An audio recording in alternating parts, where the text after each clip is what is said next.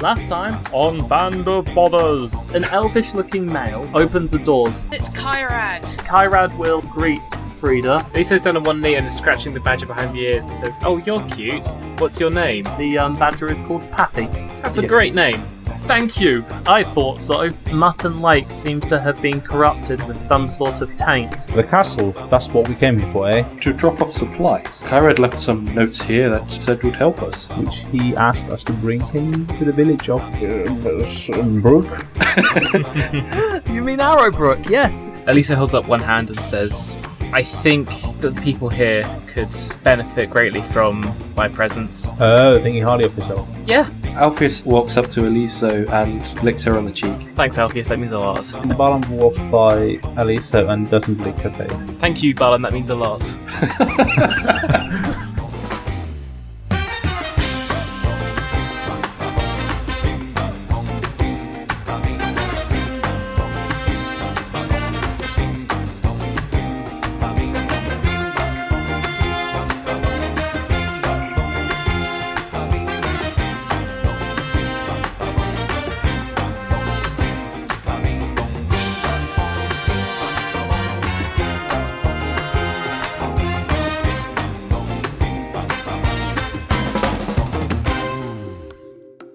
Good day, one and all, and welcome to Band of Bothers, an actual play Pathfinder podcast. I'm your host and the Game Master, Stephen, and today we're going to be doing something a little different to start with. Last time, our intrepid adventurers reached Mutton Castle, which they found to be poorly guarded and full of refugees, all desperately working hard to make sure that they and their families are as safe as possible. Moved by their plight, Eliso, the paladin of St. Grazith, the protector of the meek, decided that she was needed here more than she was needed with the others. She opted to stay behind to guard the innocent, and perhaps in doing so help spread the good word of her church. Dumbfounded, the others could do little but wish her well and watch her leave to speak with the guard commander to offer her services, leaving everyone at a loss of what to do next. It is about 1 in the afternoon, and the party has decided they would set off the following day, giving everyone time to mull around and do stuff for themselves. And we're going to see what Frieda gets up to with her time off. So, let us begin with Josephine as Frieda. Frieda, with your friends elsewhere in the castle, what sort of thing would Frieda get up to with her free time? I would probably go down to the shoreline taking Teapot for a walk with me. Ah yes, you did talk about fishing earlier, didn't you? Are you just wanting to go for a walk, or are you wanting to actually try and fish? Yeah, I was going to try experiment with fishing. Alright, so you'll head down to the shoreline and find some fishermen there. If you're asking to give them a hand, they are happy to lend you a fishing pole, and yeah, one of them asks if you need any help getting started. Maybe a little bit of help, but I was just here for fun. Fair enough. So yes, like a middle-aged human comes and helps you out, shows you how the fishing pole works, how to attach bait and all of that. So yeah, he'll give you a few pointers and roll a survival check.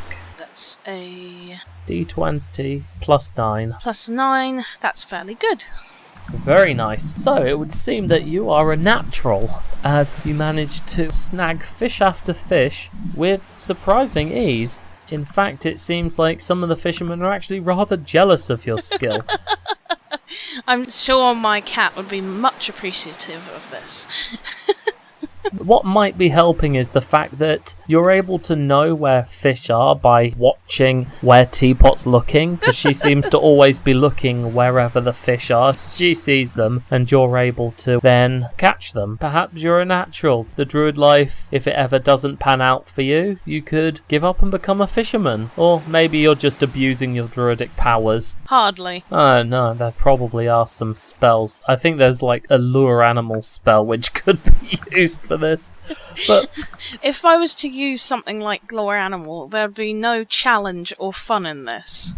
Roll me another d20, please. Just a flat d20, no modifiers. So, over the next hour or so, you managed to catch an unprecedented 18 fish. The people are utterly bewildered at how well you are handling fishing, particularly since you confessed to this being your first time. So what do you want to do with the fish? Are you getting it just to help keep the refugees fed? Are you keeping any for yourself? Oh, I was going to keep a few for me and our team, and anything left over I was going to give to, the refugees back at the castle. Well, fair enough. As I said, you've caught 18 of them, so just tell me how many you want to keep. Well, I was basically just going to keep a fish each for each of the team members and our animal... So 6. Yeah, and our animal companions. Oh no, Maybe... that's 5, sorry. Aliso is no longer there, so 5. And our animal companions, and maybe an extra, 1 just in case I end up burning some.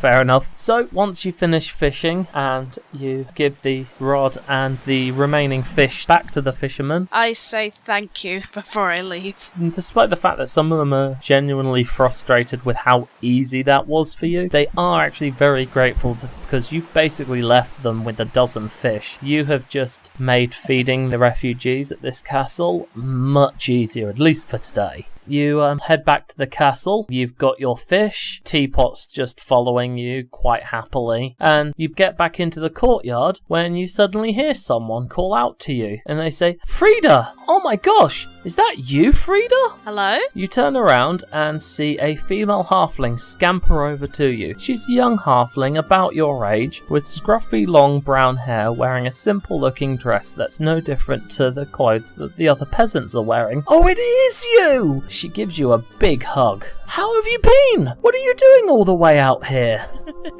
I left home not too long ago. I've just been travelling around, getting my feel for the land, I guess. What about yourself? Do you want to make a quick wisdom check to see if you recognise who this person is? What is it with you with these good rolls? Oh my god. Okay, and also whilst you're at it, roll me another one for perception. Oh, perception fail. Yeah, but that's like your best skill, so even that's over 10. Okay, so before I continue with the woman answering your question, you recognise her. This halfling girl is from the same town as you. She's a year younger, but left for her grand halfling adventure a year earlier than you did. Her name is Esmilia, and if you recall correctly, you remember she was kind of an oddball. Perception success. Teapot seems a bit agitated by this woman's presence, but she doesn't look too concerned. She sees her and smiles and goes, "Oh wow, Teapot, you've gotten so big. I bet I could ride you now. You're so huge." Teapot growls and her fur bristles as she comes closer. Well, that's quite rude of Teapot and unusual. I'm sorry. Teapot, just stand by my side. I don't know what's gotten into her. Teapot still stands her ground, kind of growling and bristling, and you're not sure why she's so angry, but the halfling seems unfazed. She's like, "Oh, I wouldn't worry about her. She's probably just a bit perturbed by my pet snake." And she holds her hand up to you and she's like, "Here, give me your hand." Can I roll another perception on the snake, or is it too soon? Well, you don't see a snake. With your perception, you haven't seen any snake. Why don't you show me the snake first? I'm just curious. Why would you want my hand? Well, it just seems so odd. She chuckles and pulls back her sleeve because she's got fairly baggy sleeves on, and you see a snake that's slithering around her arm, and she's like, "Oh, I was gonna surprise you." She just picks up the snake and plops it on your arm as it now slithers up and wraps around your arm a bit. With your animal skills, you can tell that it is a viper, a poisonous kind, but it seems to be completely tame and friendly. "Frieda, meet Mr. Veneno."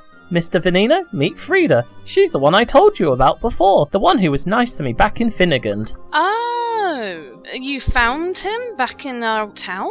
Yeah, he's kind of like, what would you call it? Not like you and Teapot, a familiar.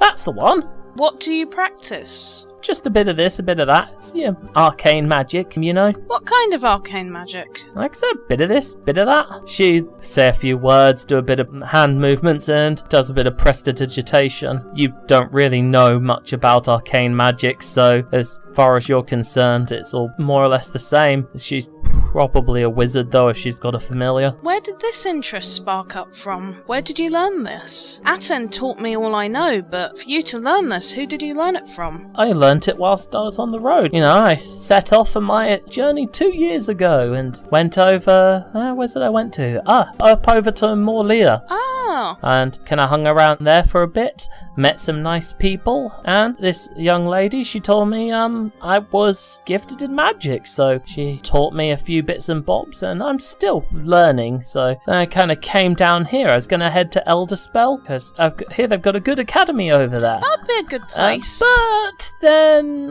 monsters attacked, and I kind of got dragged up in the escape, and so now I'm here. I know very little magic, so I can't really help, but I have a snake. So, Teapot, is this what you're a bit spooked about? Show of the snake? Make another perception check, please. Nat 20. Oh my god. Okay, so you notice that Teapot is still extremely agitated, focusing more on Esmilia than on the snake. But when she comes over, she makes a sudden movement, and almost as if she's just jabbed Teapot with her fingers, and he calms down instantly. She smiles and chuckles like, oh, that's better, and she pets the lioness behind the ears. And it's possibly that's what she did to calm the cat, who's now purring and rapidly falling asleep. Ah, there we go. I told you it's nothing to worry about, you silly little kitten. Excuse me, but I think it's been nice talking to you, but I would like to go back to my friends right now, so have a nice day. I take my lioness and I leave her be. I act friendly and I say goodbye, because that's exactly what I would do. I'd go talk to my friends, because what she just did was incredibly suspicious, because I know magic, and my cat's gone from being aggressive and whatnot to suddenly being really placid by being touched. In my experience, that's usually some kind of magic. Yes, Teapot's basically fallen asleep. Oh, crud, what do I do now? She's a bit big for you to carry. Oh, you don't need to go just yet.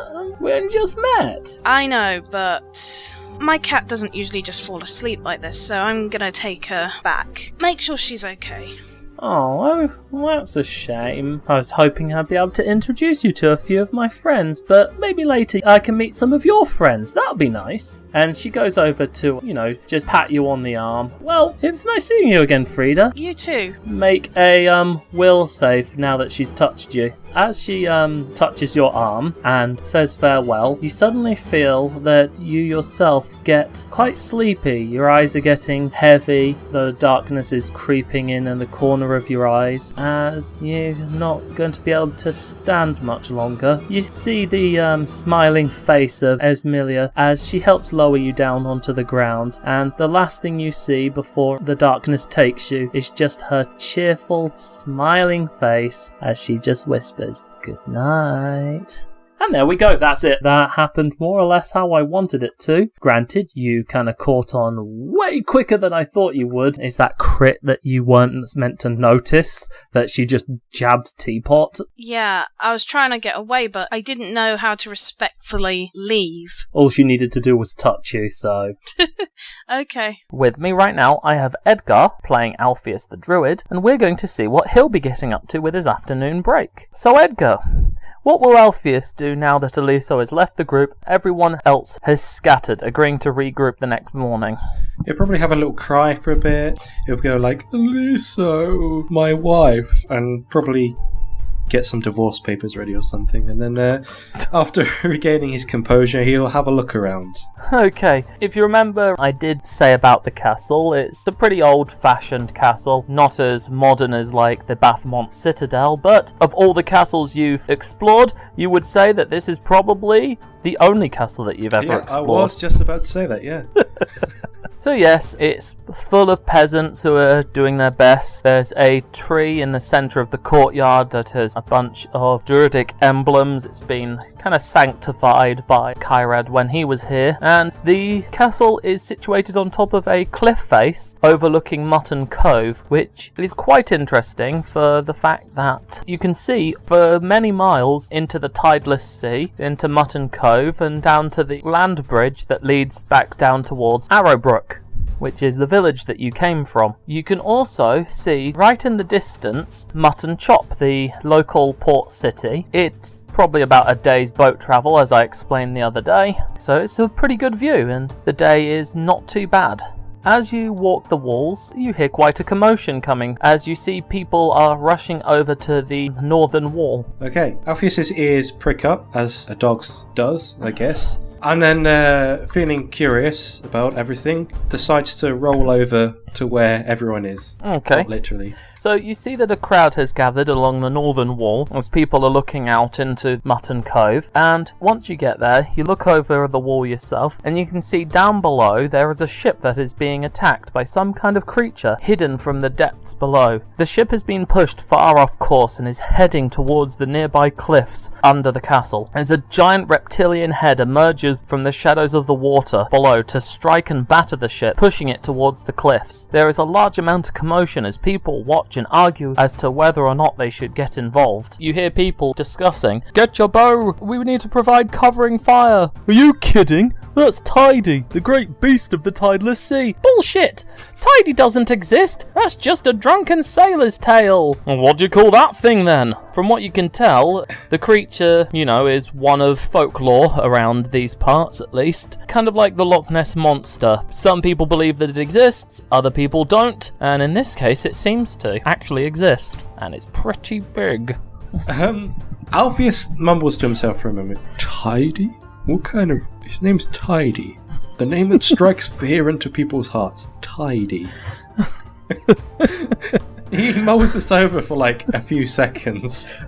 Far longer than he should. Yeah, definitely. Well, no one says this to you, but the reason I named it Tidy is because, like how the Loch Ness Monster is known as Nessie for being in the Loch Ness, Right. this is called Tidy for being in the tideless sea. Okay. It's a cute pet name that they can put on merchandise to sell to the kids. Yeah.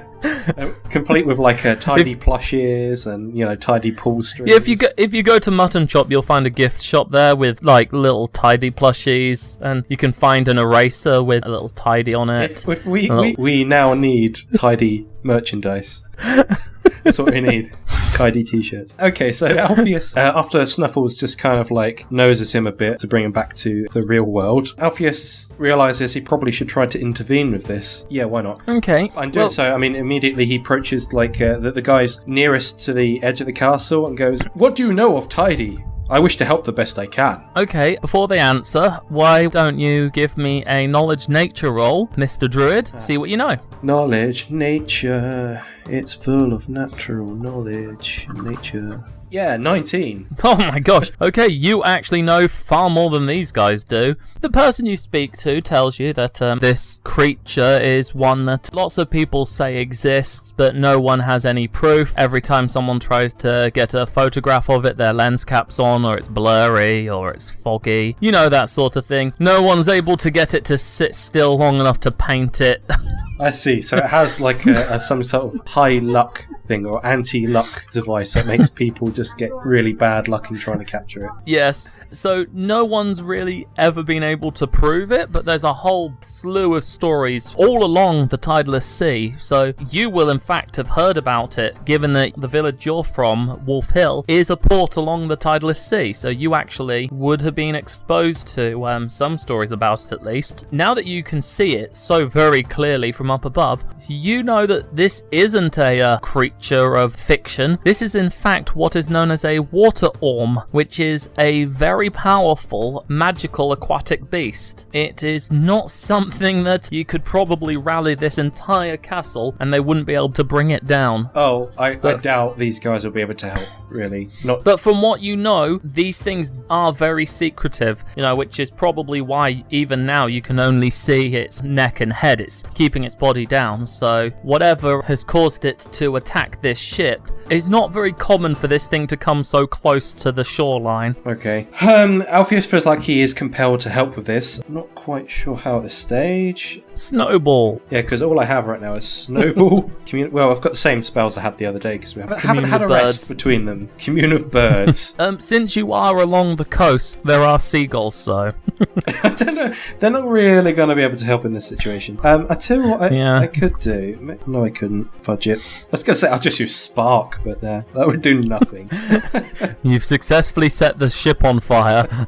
Now they're being attacked by a water orm and they're on fire. Good job. Yeah. Now, Alpheus will I don't really know, actually, because I'm all the way up here. I'm not sure Alpheus can do anything, actually. Alright, you watch as you see some crew on the ship trying to fight it off and getting plucked off of the ship by this gigantic monster as it just tosses them into the sky and swallows them whole, and eventually the ship is forced to crash directly into the cliffs below. People are now panicking about what to do as you see the remaining crew of this ship desperately trying to escape whilst more are getting snatched up and swallowed. It is near the area where the people were fishing, so you know that there is a path down there from the castle. Right, okay. If there's a path down there then, as opposed to being like a steep cliff face, Alpheus is going to see what he can do and rush down said path. He's probably still fatigued, so probably rush down as best as possible. No, because several days passed since you left Arrowbrook. You've actually have had time to change your spells, but because you hadn't specified, we're going under the logic that you still have the same spells as when you left Arrowbrook, but you are no longer fatigued. Since you're setting forth, first things first, are you currently wearing your armour? Because you're mulling around a castle. You may or may not have chosen to wear it. That's your call. I would have said, really, in this instance, Alpheus would not have carried his shield. I'll put it that way. I don't think he would have carried his armour, no. But you probably still have a weapon by your side just in case. Yeah, I would have said he would have kept that on him. Okay, would you make me an acrobatics check just to see how well you're able to make your way down to the bottom of the cliff? On your character sheet, it shows that you have a -4 to it, but that's your armor penalty. Oh, so you actually have. So since you're not wearing your armor, you actually have a flat 0 on that. Okay, so that would be 12. Well, I was looking for you to get a 10 or higher, so that's fine. It's just that once you get down the wall, you find a passage down the cliff face. It seems to be carved into the cliff itself. It's a long, winding, narrow flight of stairs, and being by the sea, it's not exactly dry, which is why you needed the acrobatics check. But you're able to keep sure footing, even as the fishermen who were below are rushing up the stairs to try and get back to the castle, because there's no way they want to tangle with this water orm. But you eventually do manage to reach to the bottom of the stairs. As you can see across the rocks and stones where the people had been standing and sitting on to fish, there is now the crashed ship that has been torn asunder. The beast itself, at this point, is now retreating, as only a couple people seem to be left on the ship. Okay, the beast is retreating itself, so it has no interest in these two people at all. From what you can tell, it may have already had its fill, having eaten everyone else, or perhaps the people who were fighting it off dealt enough damage and it decided to scarper, or it just didn't like being this close to the coast, or maybe it caught a whiff of you. I mean, you haven't had a wash in a while. No, Alpheus's natural odour is kind of eau de la dung. Does roll around in it, you know. You are such a delight to be around. Oh, yes. Eating fleas, yum, yum, yum. Alpheus smells like dung, dung, dung. There we go. Either way, the remaining two people on the ship, they're not out of peril yet because they've still got to get off of this ship past all the wet, jagged rocks and over to safety. I mean, they don't know that there's a stairway there, so they don't know there's a way that they can get to safety yet. Alpheus will look at the ship and look at the people and just kind of be a little bit annoyed and look at the creature, and thinking with his mouth, he will shout towards the creature. Not sure if it's going to be heard or not, but he's going to shout towards the creature. Why did you do that, you stupid beast? Using diplomacy. Go on then. 19.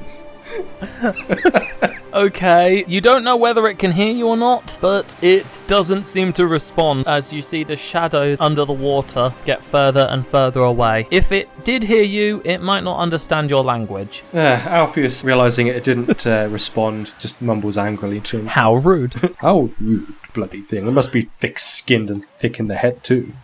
Alpheus then decides to head after these two figures that are trying to get to the rocks. Ahoy! There are steps nearby. Climbing from the ship, you'd see two figures. One is a tall and heavily armoured knight, clad head to toe in black armour. The figure is imposing and intimidating, covered in spikes and carrying a large bastard sword on his back. He is the quintessential Black Knight from the storybooks. You see him holding his hand out to help another person escape the ship. They could not be more different from the knight if they ever tried. You see, this person is a human female. She's somewhat overweight and wearing a very smart and presentable purple dress that is not really suitable for hard travel. She looks more like a woman of comfort, completely unarmed and trying to haul several bags and cases off of the ship as if they were more important than her own well-being. The knight seems to hear you, and he tries to help the woman get off of the ship and over to where you are, as together they manage to make it off of the ship and into the shallows of the water below, where they are now waist deep in the water and making their way over to you. Alpheus sees them approaching and is going to try to wade a little bit towards them, just to see if he can help with the female.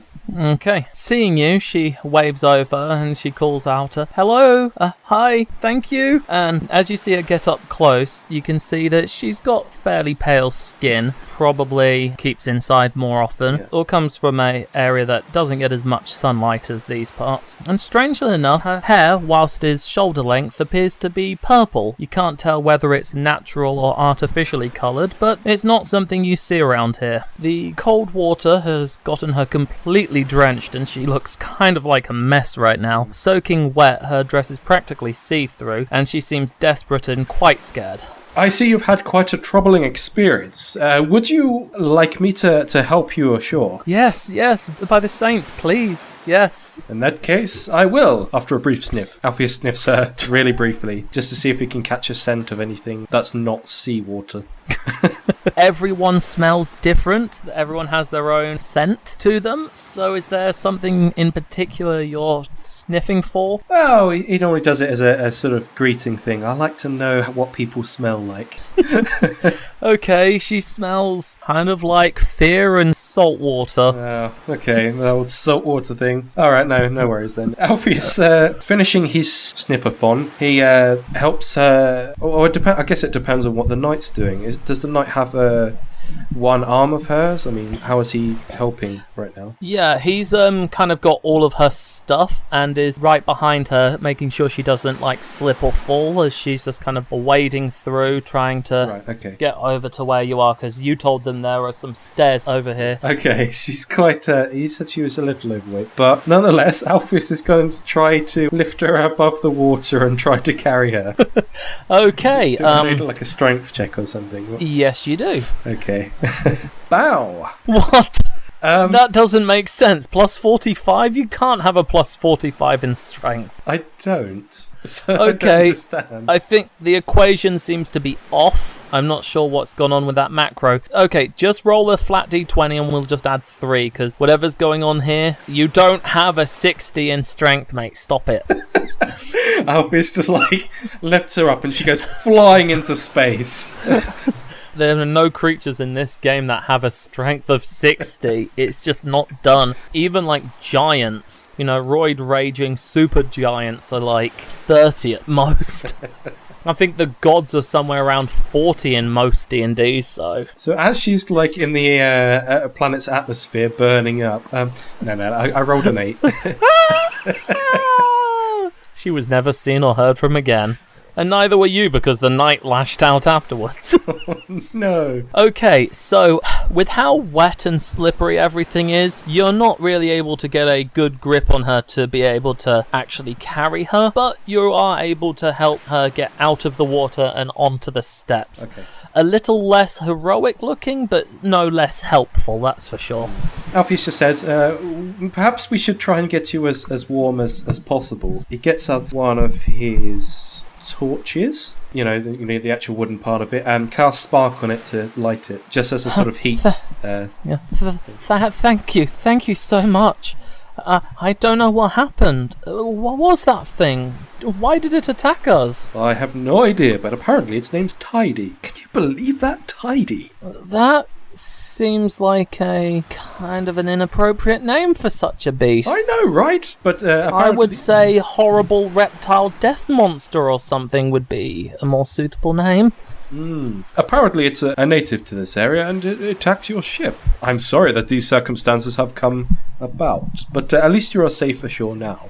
Oh, thank you. So, where are we? We were heading to Morlia, but there's no coastal castles in that country. Must have really been pushed off, of course. It's quite possible. This place is... what was the name of this place, Steve? You should know I've mentioned it enough times. This place is a castle in the middle of Castle Town. You're at Mutton Castle. Mutton Castle! Overlooking Mutton Cove, which is part of Southern Oldwater. Mutton, that's Old the name. Yes. Morlia, you know, is a nation to the west of Oldwater, and in fact, you know this because Wolf Hill, your home, sat right along the border. You are at, this place is Mutton Castle. It's kind of in the middle of... That's kind of a dumb name. Is it made out of sheep or something? The area is known for its sheep. Oh, okay. So it does seem like you've come rather far, of course. And who is your knight friend? Oh, okay, yes. Introductions are in order, I suppose. I'm Cassandra Noctura. I'm a diplomat and envoy for the nation of Pavanoctis, and this is my bodyguard. You don't really need to worry yourself much about him. His order, being bodyguards and escorts to diplomats and politicians, they take a vow of silence, so it's because they're often quite privy to many secrets, and the government officials are much more comfortable knowing that they won't and can't reveal anything they overhear whilst working as guards. Oh, okay. Then I shall call him Greg. The knight doesn't seem to respond, which to you is an indication that he doesn't mind. Greg it is. Greg and Cassandra. Okay, perhaps it'd help I take some of this stuff up to the castle, if you would follow me. Thank you. And what is your name, oh kind Animus, who came to save us in our time of need? Oh, you're aware I'm an Animus. Very few people actually seem to pick up on that. My name is, well, the name I go by these days is Alpheus Digby. It's a pleasure to meet you, Mr. Alpheus Bigby. Yeah. And yeah, we have a few Animuses back in Pavanoctis. We're quite a magical nation. Oh, very interesting. He decides not to correct her on the surname, and Bigby it is. Yeah, Bigby instead of Digby. And he just nods and helps her take her stuff up the steps. You lead her up to the castle as the knight behind her remains silent, carrying her belongings and helping her as much as she needs it, though you seem to have things pretty well covered. Cassandra seems really shaken up by this, but the knight just doesn't respond. He seems to only be concerned with her safety and well-being and taking it all in his stride, I guess. Alpheus would feel a little uneasy with the knight because his curiosity would get the better of him, and this guy's not really giving him any sort of indication, like any sort of body language, like nothing to really work with, and that kind of unsettles him a bit. And given that he smells of metal and seawater, you can't even pick anything up off of his scent right now. Yeah, so he will sort of gauge him with a little bit of worry, keeping one eye on him, etc. That's fine, I guess. Okay, so you help her get up to the castle, where there's a whole bunch of the villagers and refugees, and a couple guards standing around. They seem to be cheering that you managed to save these people. They didn't see how you saved them, since the kind of cliff was in the way from their angle, so as far as they're concerned, you single-handedly saved these people's lives. Oh, Alpheus smiles at that, and his long tongue comes out, and he's all sort of panting with happiness. Happy at his happy that his first... Go Dogman! Woo! Happy that he didn't act on his first thought, which was to burn the ship. What is it with you and setting things on fire? There's a very disgruntled dryad somewhere in this world. I know. Because of you and setting things on fire. Bloody hell. Well, it's fine. He satiated his flame desires by setting a lighter torch, didn't he? So that's alright. Yes, Cassandra is shivering, as she is pretty much as good as naked at this point, with the clothes being so wet and see-through. She is very much keen to get inside and get into something dry. Right. I guess Alpheus will ask whoever seems most in charge right now in what clothing could be sort of rustled up for this lady. It's actually Eliso. Oh no! No, she hasn't taken charge just yet. She's only just joined them. Yeah, so you managed to find one of the actual castle knights who says that all of the supplies that you guys brought from Arrowbrook have been taken into a particular storeroom to be sorted through, and there were some clean clothes and fresh linens and stuff in there, so you should be able to find something in that storeroom. Ah, you have my thanks. Come, Snuffles. Come, Cassandra. Come, Greg. And he takes them to the storeroom. So yes, they follow you there. It is pretty much as the name implies, just a room full of crates, and there's a few people sorting through stuff, tallying everything up to try and figure out exactly what they've got and what they need. Seeing you come in with your two guests, they quickly go get something to dry them off, and they try to help Greg, but he just kind of swats them aside. Even though he's probably soaking wet under his armor, he really doesn't seem to care. He just, Alpheus just kind of puts one hand on one side of his mouth and just sort of does a stage whisper to some of the guys. It's like, I think he's always like this. Probably has some kind of problem. Cassandra gets herself wrapped up in something akin to a towel, just to help dry her off and warm her up. She's still a bit shaken up, but she seems to be calming down a bit now. Has she changed yet? No, because there are people here and she's not. Despite the fact that, as I said, she was as good as naked, with her clothes being practically see-through, she's still not going to get undressed in front of a bunch of people. Okay. But she is wrapped up in a towel, so you now can't see anything. Yeah. Cassandra, is there anything else I can help you with whilst I'm here? It's imperative that I get to Morlia as soon as possible to continue my mission. You said we're at Mutton Castle? That's right. What's the nearest city? Can I get a coach or a ship? I don't think I want to go by ship if that thing's going to attack again. Are there any wizards around? Anyone who can teleport? The nearest settlement is Mutton Shop, which is, alas... Mutton Chop? Is that seriously its name? It probably tastes delicious. I don't know. Apparently it's called Mutton Shop. What? Okay. What is it with this place and its names? This is terrible. No, it sets me on edge every day. I just want nothing but mutton. Just want delicious, delicious meat. But apparently Mutton Shop is the closest place, but alas that it is across the bay. It would probably take a while to get there. We have been made aware of some wizarding people more east of here, at a place that I'll need a Frieda to properly remind me of. And we also know of a druid, but that's probably not going to help you right now. Druids aren't known for their teleportation magics. So your best bet really is probably to head north and then eastwards to that place with the wizard's tower.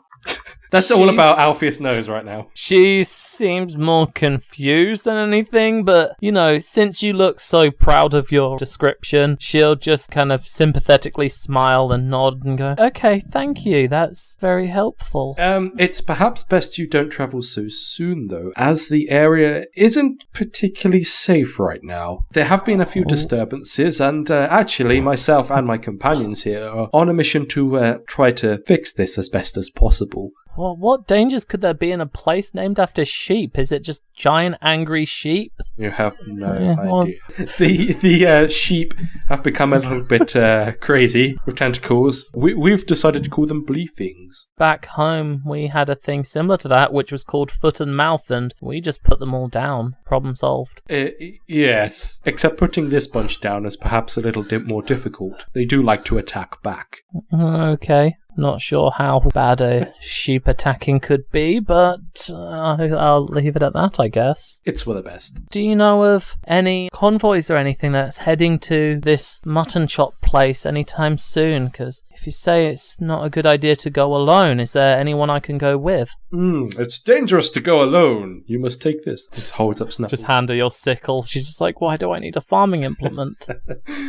Actually, we may head to Mutton Shop in the near future. We are due out here soon, but in terms of any other convoy, I'm not quite sure at this stage. I could ask about, though. If you could, I'd really appreciate it. Thank you. No problem. If you need anything more, Cassandra, I'll only be 2 shakes of a tail away. Just call and I'll come. She looks curious, and you see her slowly lean over to see if you have a tail, and then she just sees Snuffles standing behind you and just going like, okay, thank you. Alpheus smiles and then walks out of the storeroom. Okay, that will do for that. You have met Cassandra, who was going to go ahead to Mutton Chop by herself, but with what you've said, will probably now wind up travelling with you guys. So, congrats, you now have an NPC following you around. 2 NPCs, actually. Totally depends on whether we go to the mutton shop or the place first. Yeah, you know that Barlam is not going to be happy. Not that he's ever happy. Well, Alpheus did say he was going to ask around to see if anyone else was heading there, but yeah. Yeah. Okay, we're just going to see what Barlam gets up to after Eliso has left. So you all agreed to head out the following morning, so you've got an afternoon to kind of chill out and do your own thing. You said before you were considering helping the peasants repair the castle. Is that still something you're interested in, or is there something else Barlam would decide to do instead? That was a bit of a joke. As Eliso left to do, more mundane duties, I just joked that Barlam would rather do those mundane things as well, but not really, because he's bored of the mundane already. Yeah. He just doesn't let it on to other people. Yeah, you've got an afternoon. The weather's pretty good. What would Barlam like to get up to? He's only got a bit of money and not much to spend, so he's going to get a good meal, get a bath, and maybe listen to some music in the tavern. Okay, so you'll see what's going on, because as I said, this is a castle, so there will be like a kind of common room area. Yeah. See what food's available. Most of the people are busy at this moment, so the tavern area, the tap room as it were, isn't really populated, but the kitchen's connected to it, so you can go round back and see if there's anything on hand. The kitchen area is largely populated by more of the female refugees, the housewives whose jobs have always been looking after the kids and the homes, and so right now what else can they do but kind of cook and clean and pull what weight they can. So basically Barlam, as he sees this kitchen, he'll do what he usually does when he's traveling, so he asks them kindly if he can participate in doing the dishes or, helping with the food for a meager reward of getting a bit of food. Yeah, they're glad for the extra help. They seem fairly surprised that one of the men would come here and offer to give them a hand. Yeah. So, they're more than pleased He'll chop to some, let he'll, you he'll do chop dishes some wood and, do this kind of stuff. Yeah. You'll be in the kitchen for a little while, doing the dishes and helping out with chores here and there. Yeah.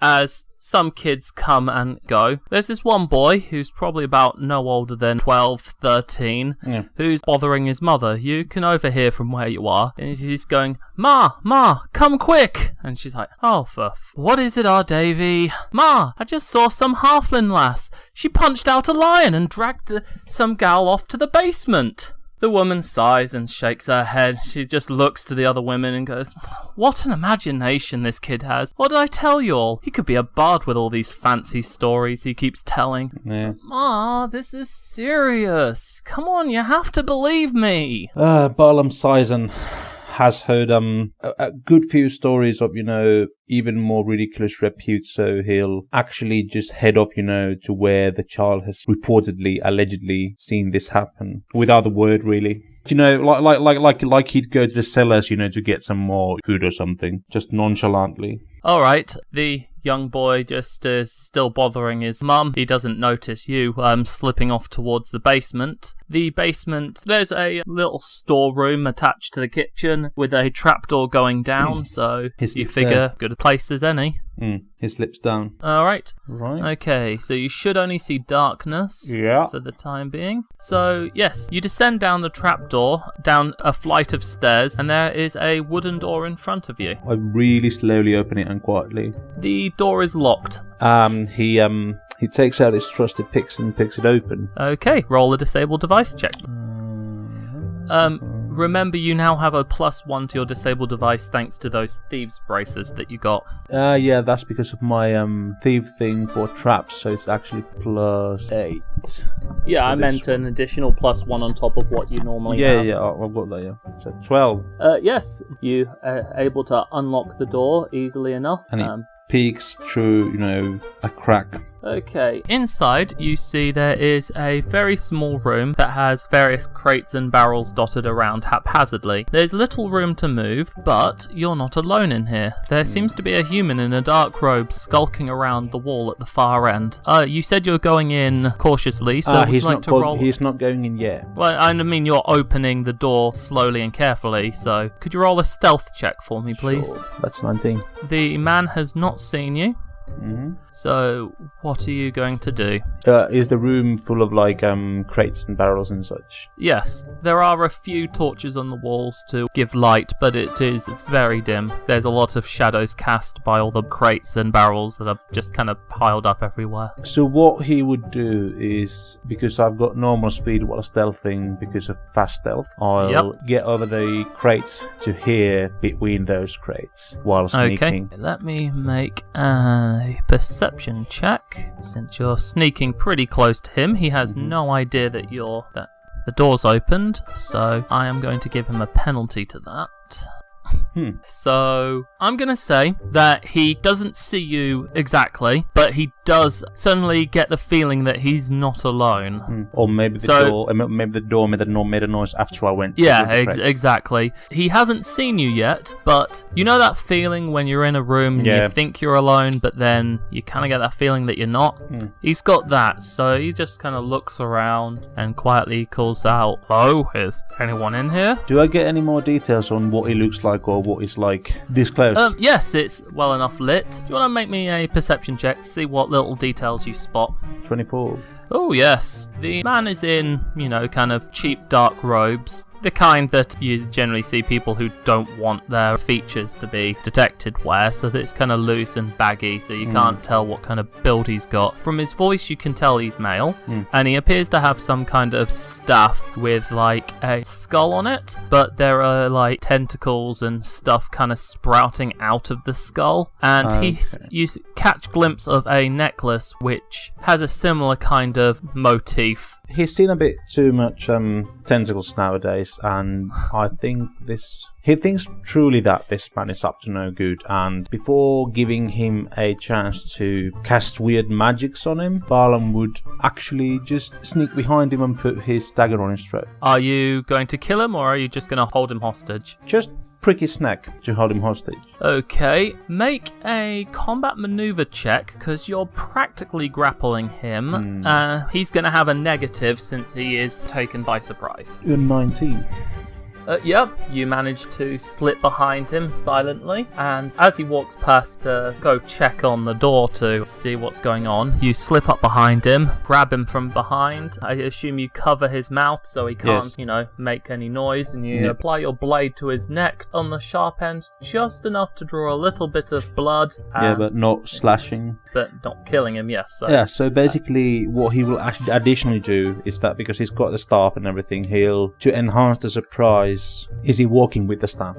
He has the staff in his hand. It's not like clicking it on the ground as if he's leaning on it or anything. Okay, right. No, never mind then. So what he'll do is that Barlam will ask him quietly, "What are you doing here?" and let him kind of mumble through his fingers, whisper. The man just like, "I'm just getting some supplies for the tap room." No, you're not. What are you doing here? No, you're not, tentacle staff. Just tell me what you're doing, or you won't be doing it much longer. Okay, so you can't see his features, particularly from behind, but you just hear him chuckle, and he's just like, "You don't scare me. Death doesn't scare me." I slit his throat immediately. Okay, that's a coup de grace, so that's an automatic crit with your sneak attack. What do we normally do in this situation? I think you just roll for damage, don't you? Just crit damage plus sneak attack damage and all that. Yeah, I think so. 2d4 for the dagger and 2d6 for the snake.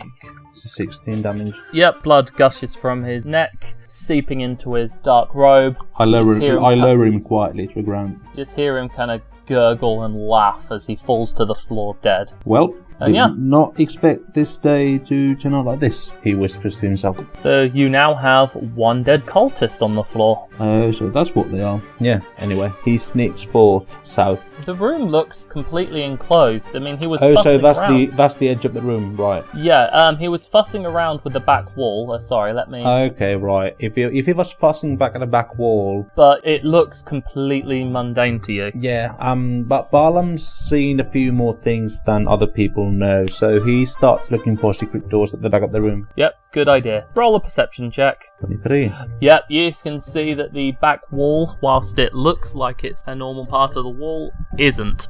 Yeah. So He sighs quietly to himself, knowing that cultists of all sorts are so damn predictable, and just kind of peers for the secret door. Okay, so are you gonna try and open it, or are you studying it first?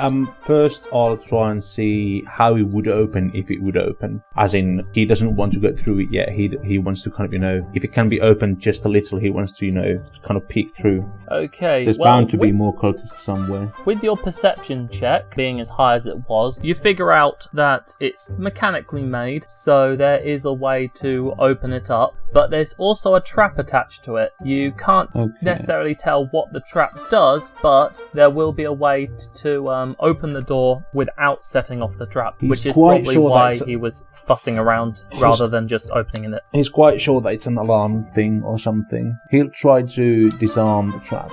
Okay, roll it. Disable device, that's 9, so 19. Yep, it is indeed an alarm. The door has two ways to open it, one which is the obvious way and one which isn't. You figure out a way to disarm the trap and open the door. It will slide open. Can he open it just a bit? Yep. Yeah. So he'll peer through it first if there's any guards or something. Yeah, so you see a small corridor. It's only about 20 foot long. Right. So not very far at all. It's not as well made as the rest of it. So, this is a secret area, so it's not intended to be used as part of the storage area, the larder, as it were. But you don't see anyone. There's a little area to the left and a little area to the right where you see it goes off to. Yeah, so what he'll do is he'll sneak very quietly towards the corridor. Okay. You were stealthing earlier, but can you make me a new stealth check, please? That's 23. Yep. You are able to scuttle along a bit as you see the next part of the corridor. There is another figure, similarly dressed, just walking down. You see he gets to the end part and he moves very carefully as if there is something there that he's trying to avoid. He is completely oblivious to your presence, but you watch him just kind of gingerly edging around something in that spot. Yeah. Before he continues moving. He notes it in his... Barlam notes that down in his mind and continues southward quietly. At the south, you see it is a dead end. Okay. So there's nothing there. There's just a table with a few knickknacks on that may or may not be relevant to whatever these people are doing here. Can I roll appraise to see if there's anything of value or anything that could pertain to, cult stuff? Certainly. That's 11. It's largely useless stuff. You might be able to get a few copper for some bits and bobs, a little inkwell, that sort of thing. Is there any kind of notes or books or any kind of weird gewgaws? Make a perception check, see what you can find there. 18. There are a few pieces of paper in one of the drawer that's written. What languages do you know? Let's see. Come on, Elven Dwarven. Okay, it isn't in a language you understand, I'm afraid. So what he'll do is he'll just stuff all stuff that wouldn't, make too much noise for moving in his pockets, not caring for the value. Just add to your character sheet. Cultist just stuff. Random cultist notes. Yeah. But also, if there's any kind of, weird paraphernalia which doesn't, make much noise, I'll just, stuff it in my pockets. Fair enough, yep. Stuff plus notes. He'll gingerly and carefully go west then. So you are aware that in this area here, there is some sort of trap. Yep. So, and he saw the guy walk south. Yes. Okay. So I'll look for what the actual trap is. Okay. Perception. Yep. Yeah. 21. Okay, there appears to be a pressure plate that will spring a trap from the little northern area to swing down and basically crush anyone who triggers it. What he'll do, basically, because he's got a bit of time, is the pressure plate for that whole square. It looks like you can get around it, hence why the other person was kind of just gingerly moving around it. So you can pass through the square without triggering it if you know where it is, which you do. Instead of doing that, I'll spread 2 pints of oil around this area south of the trap. So whoever would return that way without knowing where the oil slick is, and it's just clear oil, I assume. Yeah, it's lamp oil. Yeah. So I'll just put the oil there and lie in wait about here. Okay, move your character. It's about a litre or 2 pints of oil, so it's a lot of ground covered. You're gonna wait. It's gonna take about 5 minutes before He's got food. Yep. So, yeah. It's about 5 minutes before you hear the footsteps of the person coming back that way. Did he have a lamp? Did he have a lamp or torch or whatever? Yes, I guess he would have a lamp. Yeah. In enclosed areas like this, torches get very smoky very fast. So. Yeah, and let's all hope that it won't drop on the oil when he falls, that kind of thing. Yeah. Okay, so let's see whether or not he notices anything. No, he doesn't. Now, he'll step straight onto the oil, completely unaware that anything's going on. Let's see, his reflex save is... Barlam is actually munching on like a piece of beef jerky at the moment and watching. That's perfect. That's minus 6. It is indeed. I mean, his perception was good, but it wasn't good enough to catch something like that. Yeah. So, you watch as the person wearing the same dark robes wanders along, carrying his torch, as he moves to, kind of get around the trap, slips straight onto it, and triggers it. The trap in question then swings down, and how much damage will it do? Let me find... Is it a pendulum blade or what is it? So he takes... So you see as he steps on it, and a blade does indeed swing from the northern area straight down into him. It's a scythe. Yeah. And it just stabs him, dropping him, and... In fact, I'll let you roll it. Roll a d20, see whether or not his lantern will ignite the oil. Yes, it does.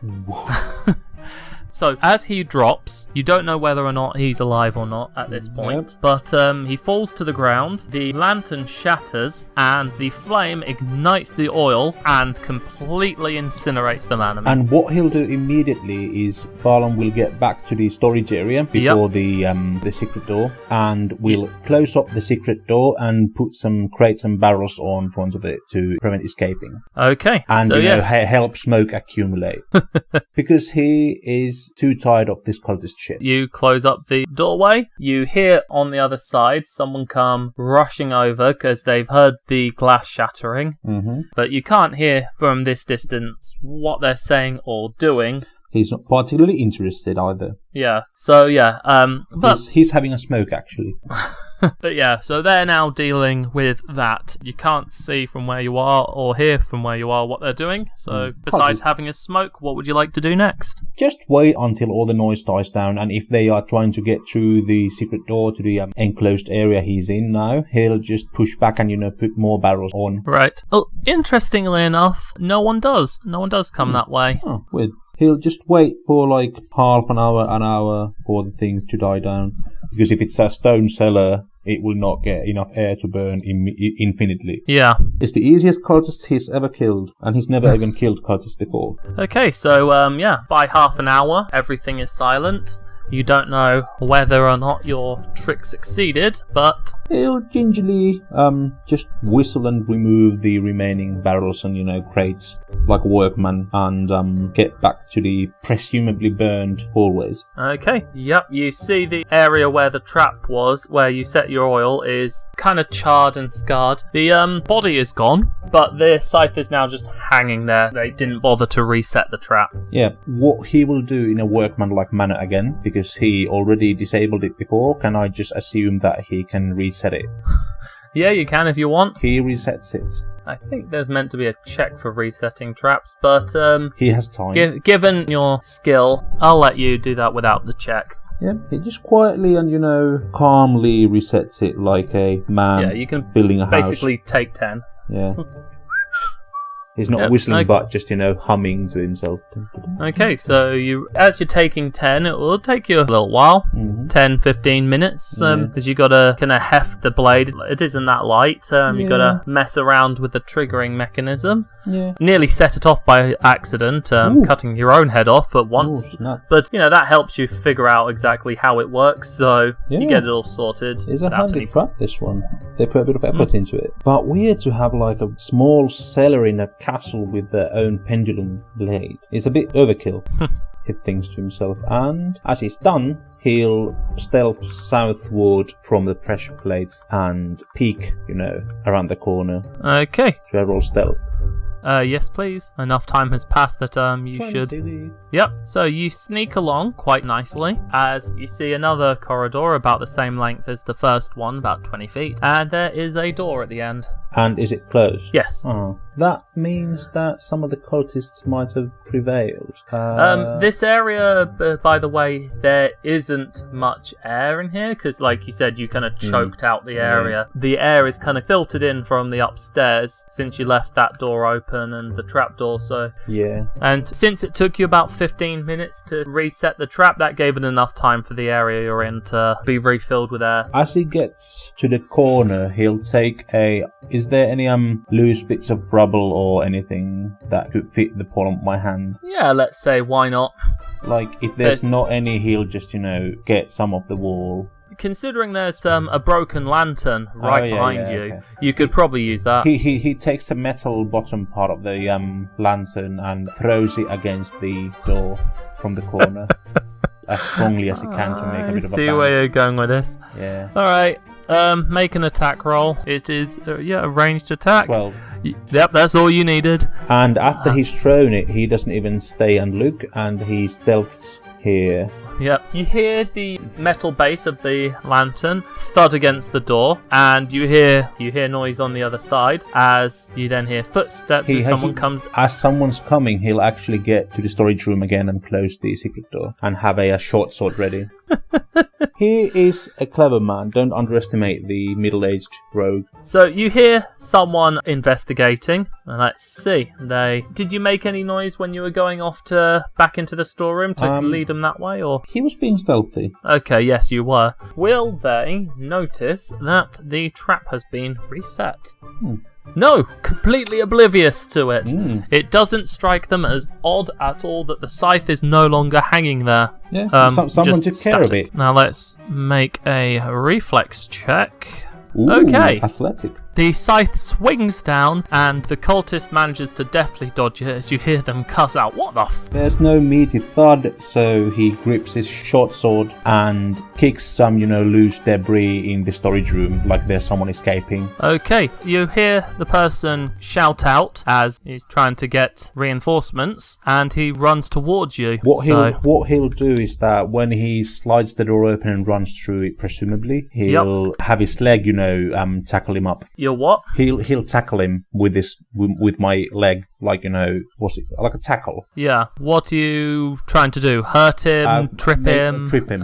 Trip him. Okay. Could you make a combat maneuver bonus check? Oh, that's a 3. Oh no. Yes. Even though you caught him by surprise, when you try to take his legs out from under him, you don't manage to actually take him. You essentially kick his legs, and he just turns to face you. Is it initiative? Okay. Well, that was your little surprise round. So roll initiative, please.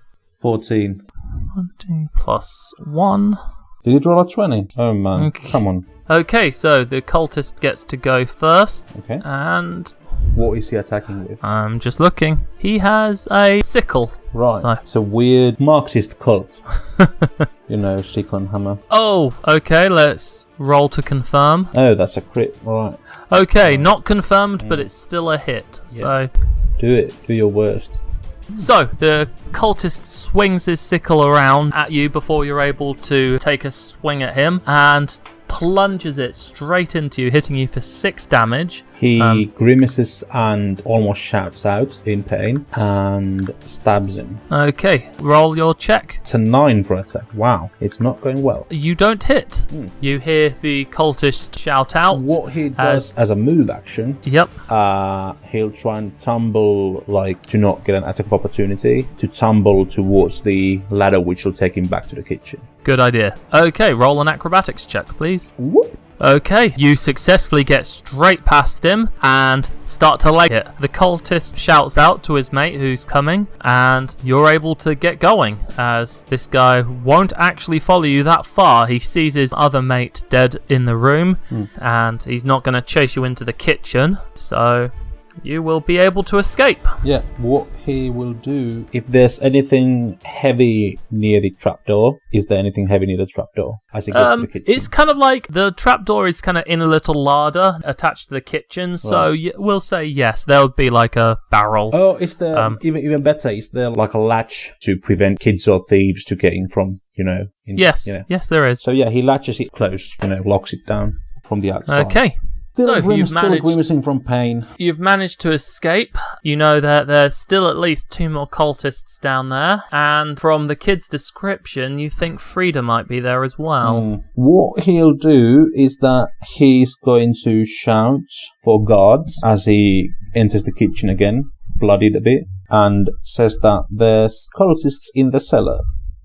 Okay, and I think that is a good place to leave this little solo, because Alpheus will rejoin you as you take some guards down to clear out the cellar. Alright, thank you very much. Thank you. Never mess with middle-aged rogue. Rogues often don't get to be that age without actually being very good at their job. I like to play Barlam as a very pragmatic driven, like almost lazy but not really lazy, but energy conservative. Oh, absolutely. Yeah, because rogues tend to have a very short lifespan in D&D, so any rogue that can live to middle-aged must be doing something right. They know what they're doing. Yep. So we're moving back on to Alpheus to finish us off. Where you were, you had just helped Cassandra. She had you leave the room alongside Greg, who has remained completely silent the entire time. Oh, that Greg. I bet he's like a really big party goer underneath all that. It's just like his vow of silence is like keeping him silent and contained right now, but in the evening when he's off duty, brings everyone into some sort of rave. That would be very interesting. I mean, maybe if you ever go to his and Cassie's homeland and you see him off duty, it could be like those guards at Buckingham Palace. They're not really allowed to move or speak, but then once they're off duty, you don't know what they get up to. Yeah. Oh my god, he needs a giant fuzzy hat now. Oh my god. Yes, he does. So, a few awkward minutes of silence go by as Cassie finally pops back out. The clothes she's got aren't an amazing fit. A lot of the stuff the refugees brought with them were not the highest of quality, and they've been through a lot, and were fitted for people who are a bit more active than she is. It covers her up and it's dry, so she seems fairly content. She just looks at you and smiles, and she's like, "Thank you for the clothes and the help, Mr. Alpheus." Yeah, it's absolutely fine. I've kind of had a sniff about, haven't been able to really snuffle up any details about anyone going anywhere for now, because I know you want to get back to your nation. Well, I'm not heading home. I have to get to Morlia. I'm on a diplomatic mission. I have to meet with the Queen there. Oh, so you're going to them. Oh, okay. I didn't quite know. I thought that was actually your home. But that's fine then. I'm from Pavanoctis. It's far, far, far to the south. The southernmost country on the continent, in fact. Just to put that into context, the nation you're in now is one of the northernmost countries on the continent. Northern Aldwater goes all the way to the top of the continent and is one of about 5 countries that span that area. Oh, okay. Fair distance. So, yeah, when she says she's travelled a long way, think that she's basically travelled from South Africa all the way up to, I guess, England. Blimey. Would Alpheus know that, do you think? Do you have knowledge geography? Let's have a look. Dun dun dun dun dun dun dun. Knowledge geography, yes. Okay, roll a knowledge geography, please. Okay, Alpheus rolls a 10. Very average. So, you don't actually really know much about Pavanoctis. I do A nation along the south of the continent with a similar name that you remember was the nation of Pavoria. You know that Pavoria, at least, was originally a fairly typical kingdom, but it was completely overrun with corruption and criminal factions as various criminal groups kind of got together and formed large families and coalitions, and essentially the mafia took over. The various criminal factions came together, and from what you know of Pavoria, the entire nation was completely run by the mob. But you don't really know what happened after that. You just remember recently, within the last 2 or 3 years, Pavoria suddenly got renamed to Pavanoctis, and word is the mob's gone. No one really knows much about Pavanoctis, which is probably why their diplomat's been travelling so far and wide to kind of introduce the new regime to the various nations. Don't get me wrong, I mean, it sounds like you're going to that old Pavoria place. If I were you, if it's anything like what I remember, I would watch your back there. It didn't seem so friendly. No. Pavoria is what my homeland used to be called. I'm from Pavanoctis, and I'm going to Morlia. Pavoria was the old name before all the criminals got kicked out. So you're Pavoria, from... You're, yeah. Okay, so I think you've gotten a bit muddled up. She is a diplomat for Pavanoctis, you know? So she's from there, rather than... She's from there, and she's going to Morlia.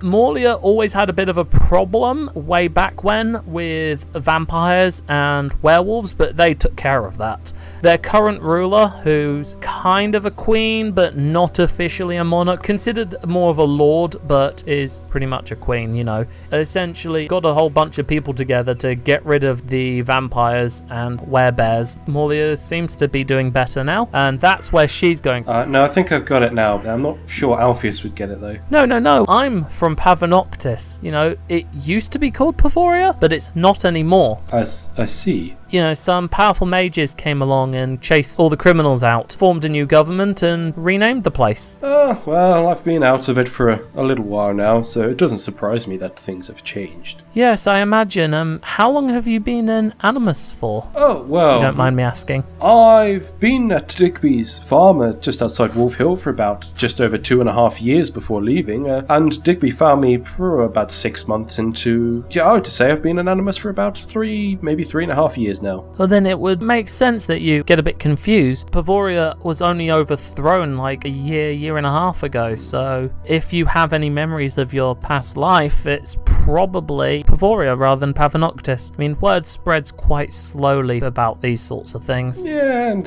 you know, I was on a farm, and Digby, as great as he was kind of lazy. I mean, the only news I got was from some of his old papers. Okay, so why did you choose to become an animus, if you don't mind me asking? Why did I become an animus? I have no idea. I don't remember. Well, you know, it's pretty well known that animus is made by consumption of the animus fruit. The fact that you've got a Sheba head means you probably ate the Sheba Nomi.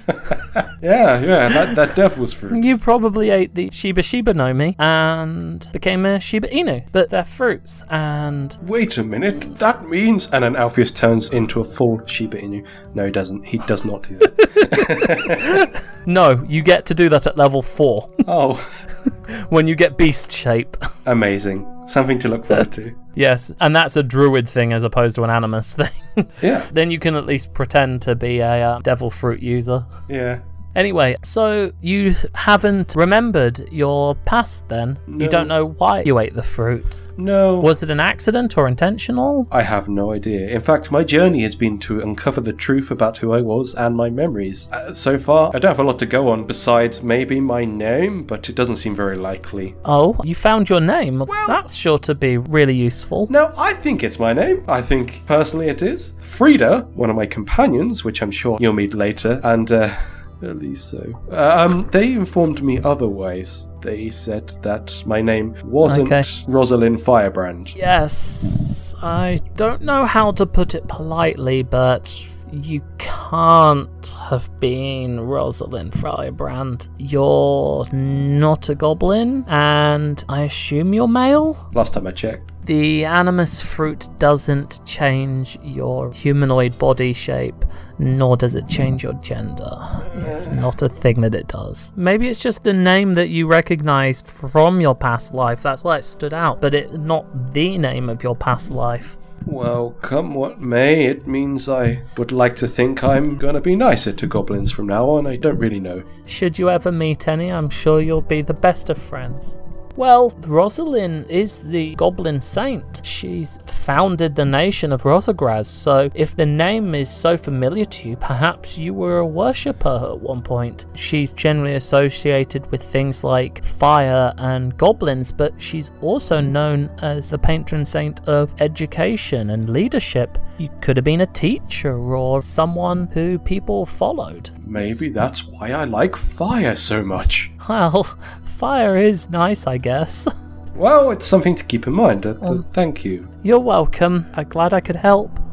So I assume whilst you're talking, you're just kind of walking around a bit, because she's a bit interested in seeing the grounds.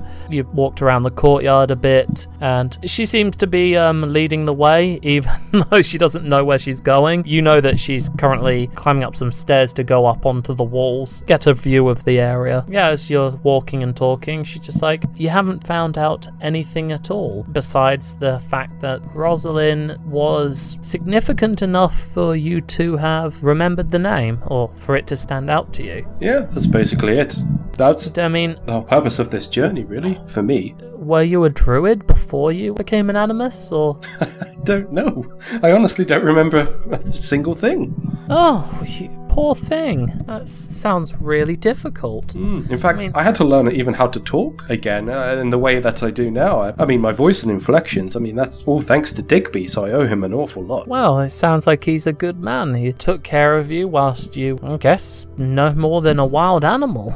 If that were the case. I certainly was aware of my surroundings, but I just didn't know how to act or really do anything. He found me when I was basically on the streets lonely, and he took me in. It's the whole thing of I work on his farm and protect the land anyway from creatures and animals that would come to pick on his either crops or livestock, and in return he kept me there, gave me a roof. I suppose it helped having a wolf around with you. That would have helped keep a lot of the animals away. Yes, a couple of months in, I did meet Snuffles. He did try to attack some of the livestock, and basically it became a competition. I would fend him off from the grounds, and we'd make a game out of it, see who would trump the other. I ended up winning, and we became kind of friends over time.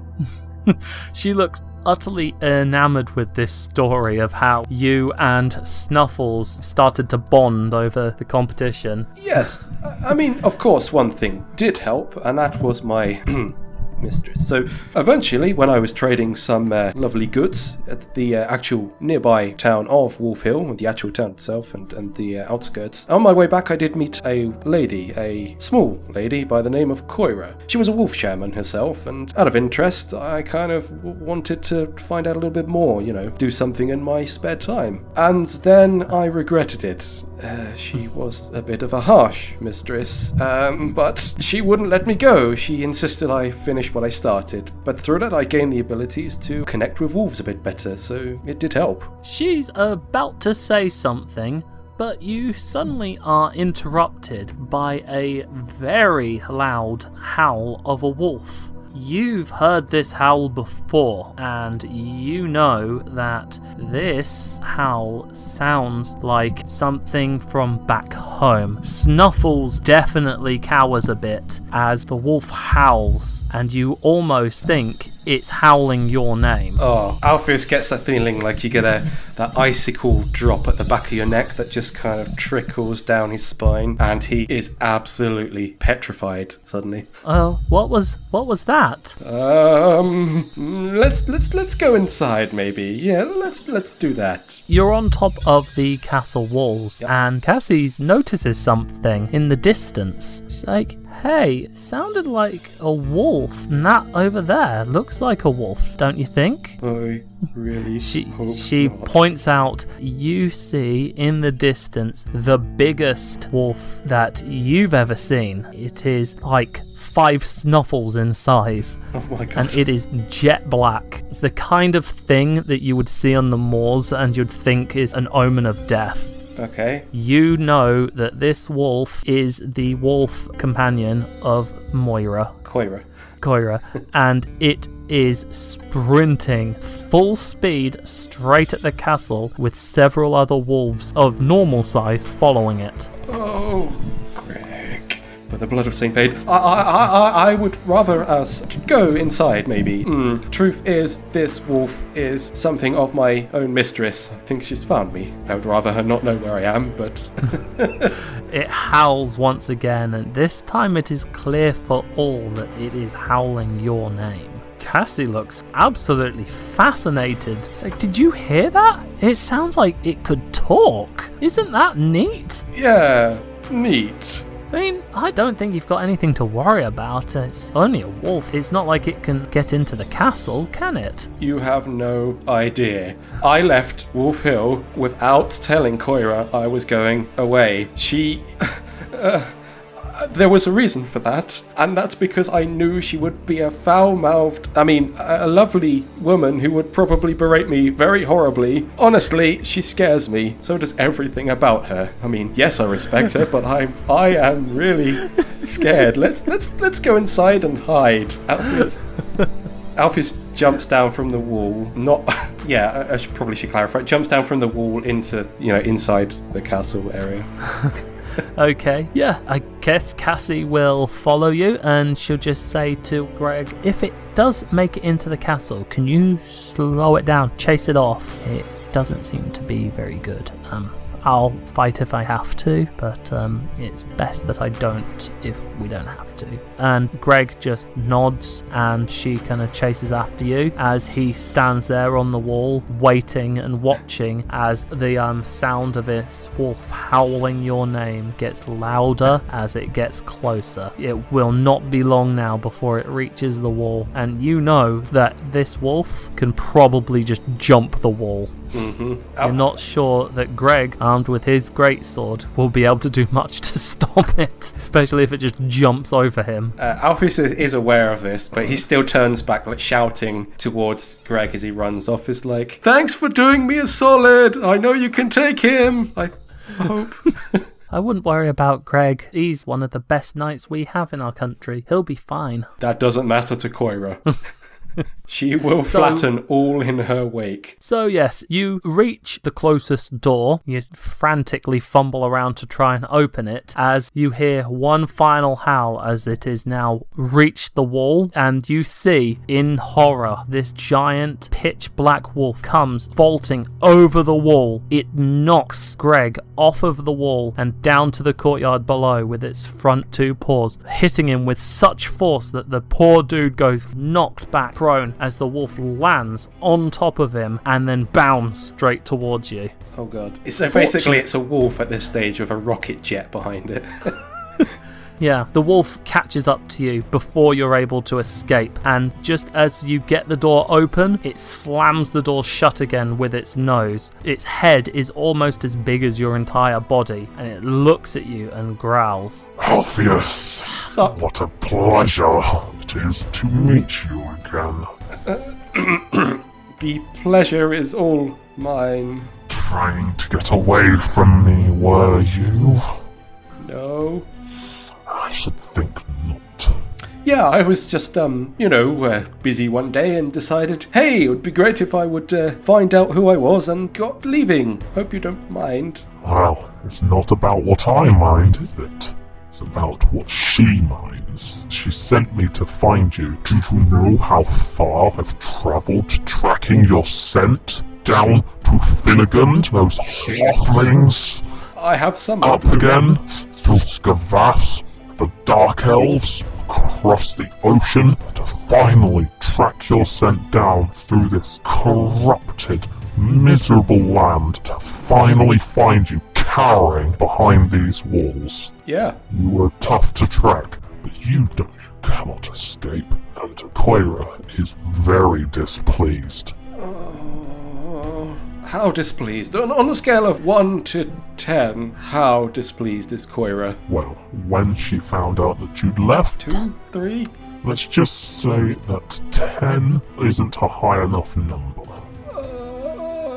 Granted, many weeks have passed. You know what her temper is like. She has probably cooled down to about a 5 by now, but that is always likely to go up, depending upon what news I bring her. Okay, so she's cross. Of course, she wanted to train me until the end of training me to become a fully fledged wolf shaman, but yeah, okay, so I left. But I needed to do this for myself. I needed to find out who I was, and I figured, maybe I could figure some things out on the road, become a better wolf shaman. You think? Hopefully? Yeah? You see as his mouth starts to snarl and you see his giant fangs capable of crushing your skull. He seems to be grinning, which, is quite terrifying on a wolf, particularly one of this size, and he just says, Alpheus, I'm not the one you need to convince now, is it? Well, I was hoping you'd relay this back to her. Of course I will, but she wants you to return. I am not going to drag you off, but the longer you take, the worse your punishment will be. I will return at some point to finish off what I started. If you do not come back, then next time I won't be coming by myself, or will I? No, you've made that crystal clear. And we both know what would happen if she's the one who has to go tracking you down. Yes, they will find me 6 foot under in an open coffin. You think there'll be enough of you for a coffin? No, I fully expected my body parts to be ripped and dismembered, but put in an open coffin for all to see nonetheless. Well, you have been warned, and you are alive. She will be pleased that you are still alive. Good.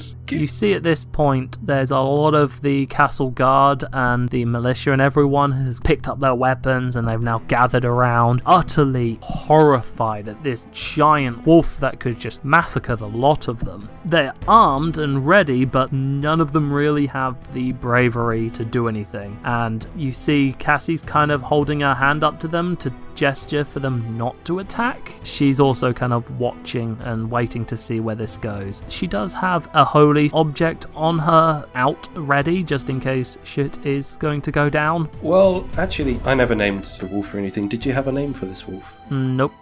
Alright. You can come up with a name right now if you'd like. Aldabra. Yeah, we'll go with that. Aldabra? Yeah, why not? Well, Aldabra, I will give her a gift. I would appreciate it very much if you took it back to satiate her hunger for killing me right now. And it is this. He pulls out from his backpack sort of like thing a wolf-headed crockery, which... Didn't you give that to Frieda? Nope, she refused it. Oh. Yep, so he's had it this entire time, and he's like, I actually purchased this with Koira in mind. Should, she ever ask about where I'd been, I'd appreciate if you did take it back to her. He kind of almost bows with his 2 hands out in front of him, holding this wolf-headed piece of crockery.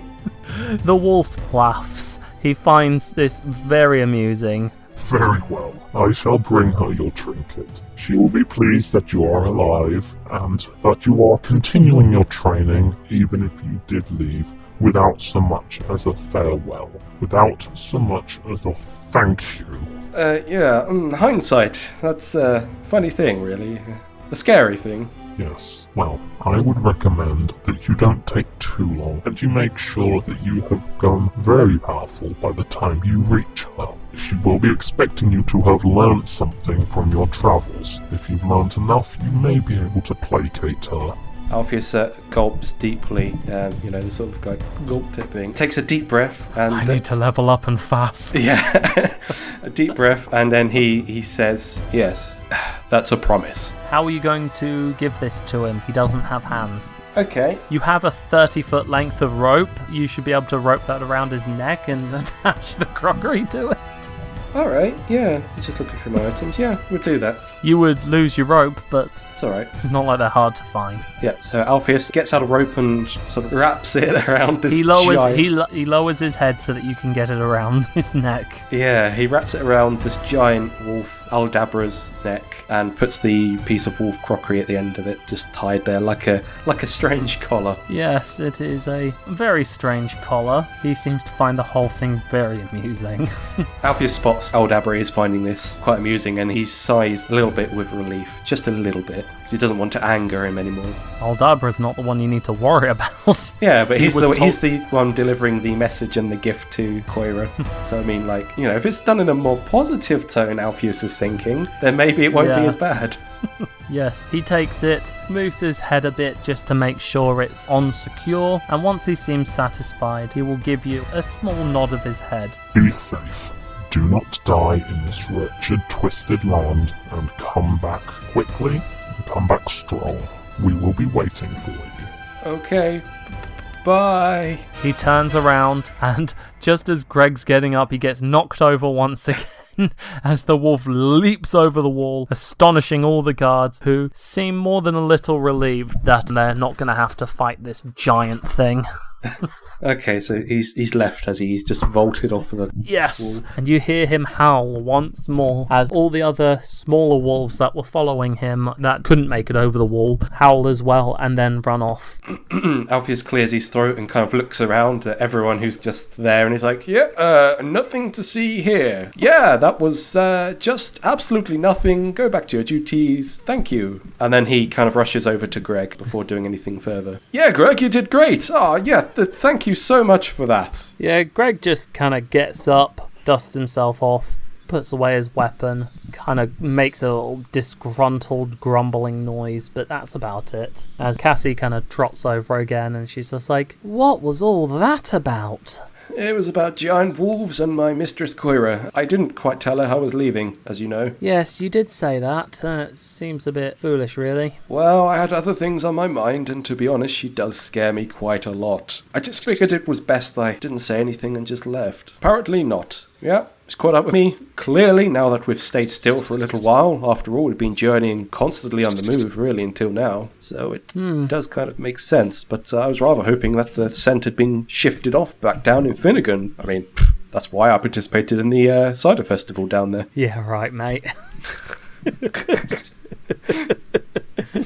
Yeah, that's the absolute reason. It has nothing to do with the fact I like a little bit of an alcohol or dwarfed up tea or, you know, nothing to do with that at all. Little tipple. Yeah. Well, I'm glad nothing came of that. I was considering what on earth I could have done to try and stop it. I mean, I could have summoned something maybe, but... You can summon something? You know, I'm a cleric. Summon monster. It's something that clerics and wizards can do. But something that big in a fight would have probably torn down the castle, so... Yeah, it's not the biggest thing that's been at this castle. I mean, we did see a giant golden owl earlier. It flew off. Oh, okay. Yeah, I'm not quite sure She about doesn't really know what to make of that. it. Seems giant animals are all about these days. Yes.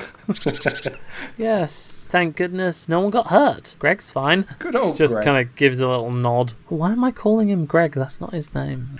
Alpheus is convinced her to call him Greg. Yeah, she just calls him that for your sake. I like Greg. I do too. All right. Yes, so that is the last of this episode of Little Solo Sessions. It was something different. Hope you guys didn't mind. And next time we will bring everyone back together and see how the things that happened play out. Huzzah! From me, the Game Master, Stephen, I just gotta say, goodbye.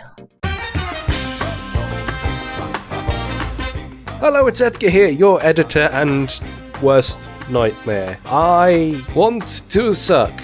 Moving on. This episode of Solos was a little bit unusual. It wasn't supposed to be Solos originally, but because we kind of had so much time spent on them, and on the next episode, we couldn't really put them together to one episode, so we kind of split them up. Hope you don't mind. It just meant Steve and I recorded that last section as an additional thing, and I'm quite happy with that, as we brought up some of Alpheus's past. Okay, so the credits. We first have Bing Bang Bong by Dave James and Keith Beauvais, Jazz Funk by Stefsax Awel, Moonlight Hole by Kevin MacLeod, Lord of the the Land by Kevin MacLeod, and the Running Away tune for the Skill Check Challenge. For Barlam's crazy antics in the cellar, we have Frothy Coffee by Robert Northcott, and Battle of the Kings by Per Killstoffe at Machinimasound. For the last Alpheus section, we have Thunderbird by Kevin MacLeod, From Rimentus, A Passing Storm by Natentine, and Devastation and Revenge, also by Kevin MacLeod. The Kevin tracks are all at incompetech.com, licensed under Creative Commons by Attribution 3.0 license, or a Creative Commons CC BY NC ND license, although most tracks are free to use. The SFX are by Guild of Ambience, the MSSoundeffects, and some by myself. Next time, everyone comes together for a big old kerfuffle.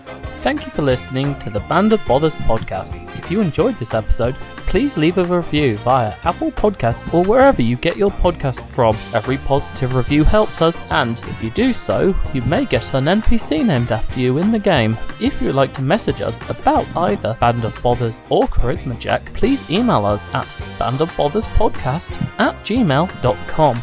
That's bandofbotherspodcast@gmail.com. All one word. You can also find us on Twitter, Facebook, Google+, and most other forms of social media under the name Band of Bothers or Band of Bothers Podcast. Links will be in the description for the episode. Take care, goodbye!